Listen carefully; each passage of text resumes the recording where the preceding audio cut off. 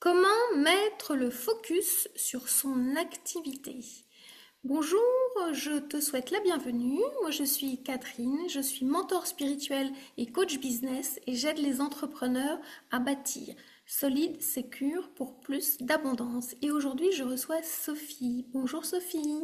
Bonjour Catherine. Alors, le focus sur ton activité, c'est la question que tu t'es posée quand tu es venue à moi pour recevoir une lecture en Human Design. Est-ce que tu voudrais bien nous en dire un petit peu plus, s'il te plaît?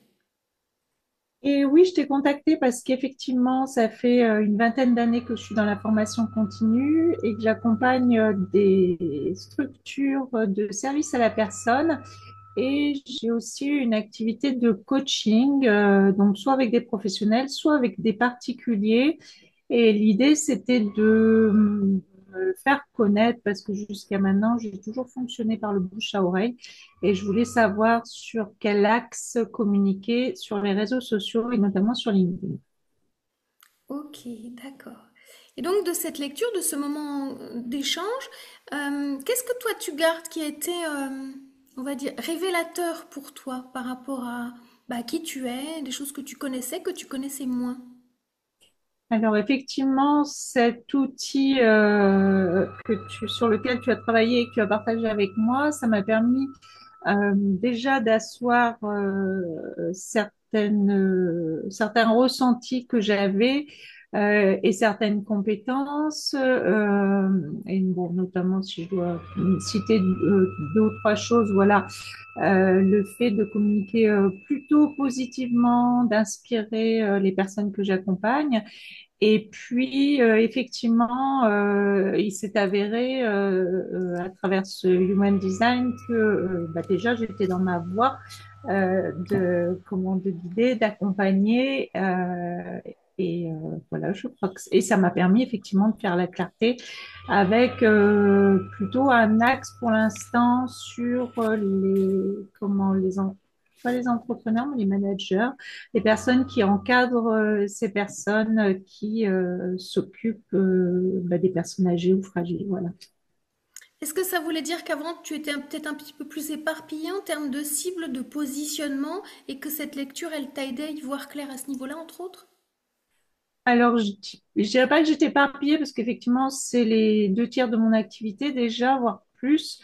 Mais c'est vrai que, enfin, si, comment, à travers des changements dans ma vie professionnelle, je repasse souvent par des remises en question. Et c'était le cas quand je t'ai contacté et ça m'a permis de me remettre dans cette cible-là et de me dire que finalement, ben voilà, si j'avais découvert comment cette cible et cette branche il y a quelques années, ça me correspond tout à fait. Et il faut que je continue dans cet axe-là et voire même que je me diversifie à l'intérieur de cette cible et sur cet axe. Et donc j'ai déjà commencé, j'ai quelques idées. Donc, je trouve que ça permet effectivement de se recentrer et d'être plus efficace, oui. Peut-être que la fuite, c'est toujours l'éparpillement, comme si l'herbe elle est plus verte ailleurs. Et en fait, dans ces grands moments de changement, tu t'es rendu compte que tu étais dans une forme d'unité, puis qu'il fallait que tu te concentres encore plus dessus, en fait, parce que ton expertise était là et tu as envie d'aller encore plus loin, en fait. Et c'est là où est ta voix, entre autres. C'est parce que tu as une vraie valeur ajoutée, une vraie posture, de l'expertise, de l'expérience, et qu'il y a des gens qui t'attendent et qui te choisissent aussi par rapport à ça. Donc c'est confortant aussi de, de vérités qui sont en toi en fait. Oui, c'est ça. C'est l'idée aussi de se rassurer. Et puis c'est vrai qu'à chaque à chaque bouleversement ou changement professionnel, je me pose toujours la question de quelle est la leçon à tirer et de me réactualiser. Et ça m'a permis aussi, d'une certaine forme enfin, dans un certain sens, de me réactualiser. Mais la réactualisation, c'est peut-être aussi de trouver que effectivement on est à la bonne place. Et puis peut-être d'aller chercher d'autres outils, d'autres manières d'animer des formations, d'amener des contenus, etc. Est-ce que ça signifie qu'en même temps, En faisant focus, tu vas plus dans la profondeur, dans ce que tu peux apporter et que tu n'en avais peut-être pas complètement conscience. C'est que le Human Design, il t'a vraiment conforté dans, dans la grandeur professionnelle qu'est la tienne, en fait.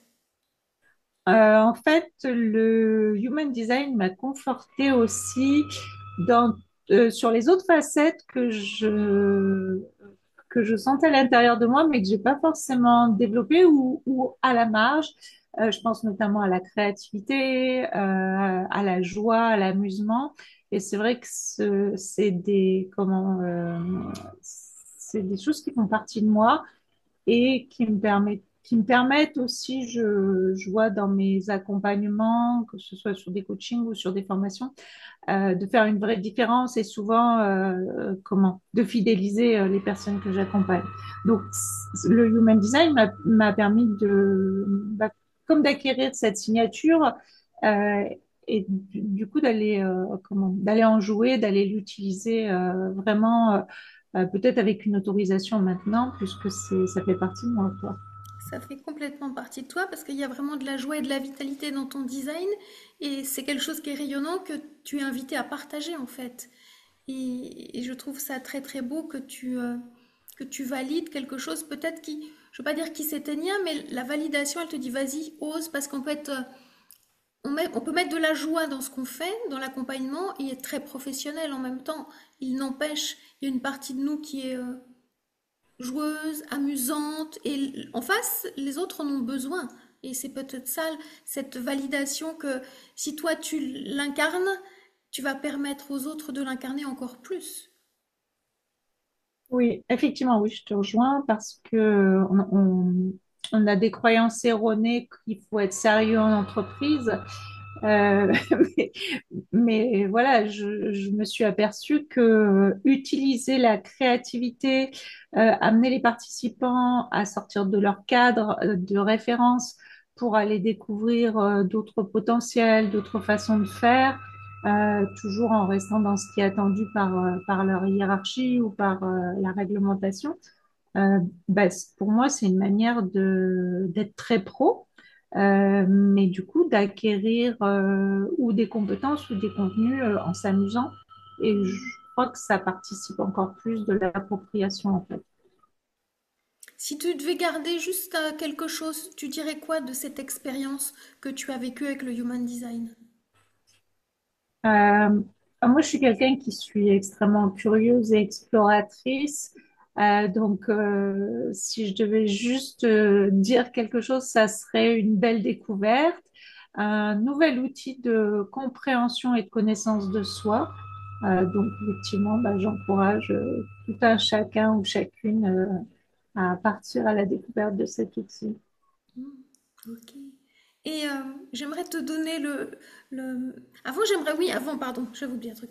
Un petit mot de la fin qu'on va partager ensemble, mais peut-être pour les gens qui viennent nous accueillir dans leur journée, mais qui tu es en fait, parce que tu nous parles de tes compétences, il y a peut-être des personnes qui seraient curieuses de connaître Sophie, cette professionnelle. Donc, qu'est-ce que tu fais dans ton métier, dans ton activité depuis 20 ans que tu as envie d'aller focuser encore plus?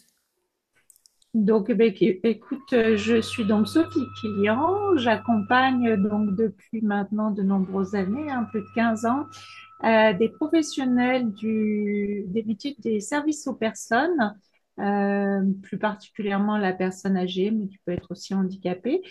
Ce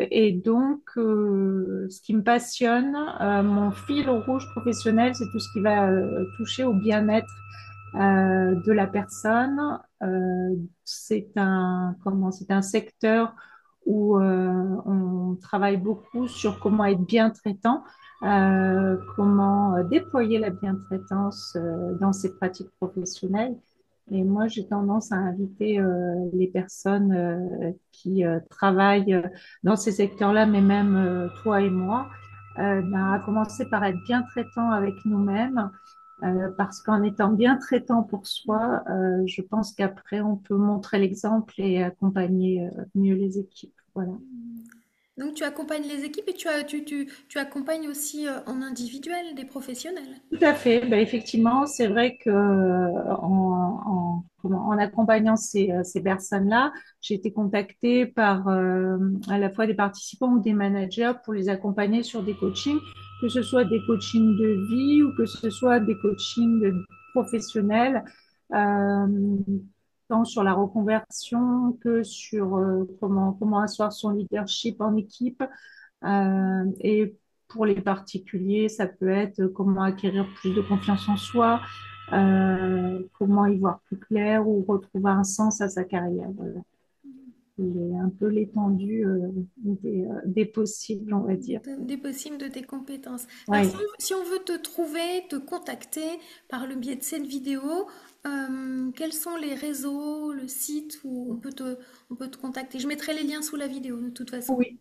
Bah, j'invite effectivement les personnes à me contacter via LinkedIn, via mon profil, ou sur ce profil, on retrouve mes coordonnées. Mail et numéro de téléphone et accessible. Ok, avis Et à sinon, ceux. je suis aussi sur Facebook et Instagram, mais on va dire plus pour partager ce que j'aime, voilà ce que je découvre. Ok, donc avis aux professionnels de la santé qui ont envie de rencontrer Sophie, eh bien, vous êtes les bienvenus pour ce moment de partage. Je vous la recommande aussi chaudement. Voilà. J'aimerais te laisser le mot de la fin justement, pour remercier les personnes qui sont venues jusqu'ici. Comment tu peux leur partager un petit peu de ce qui tu es, de qui tu es, pardon, de ce qui t'anime dans ton quotidien, dans cette belle journée du mois d'octobre. Ce qui me vient là tout de suite, puisque je n'ai rien préparé, c'est que on a tous et on est tous un soleil, on a une belle étoile qui brille à l'intérieur de nous, en notre centre, hein, dans notre cœur, et qu'il ne tient qu'à chacun de nous d'étendre nos rayons, de les faire briller, d'une part bah, parce qu'on est en joie quand on fait briller notre soleil intérieur, et puis parce qu'on apporte beaucoup aux autres qui nous entourent. Voilà. Merci beaucoup Sophie. Merci à vous de nous avoir Merci, accueillis. Sophie. Puis je vous dis à tout bientôt. Belle fin de journée. Ciao, ciao. Ciao.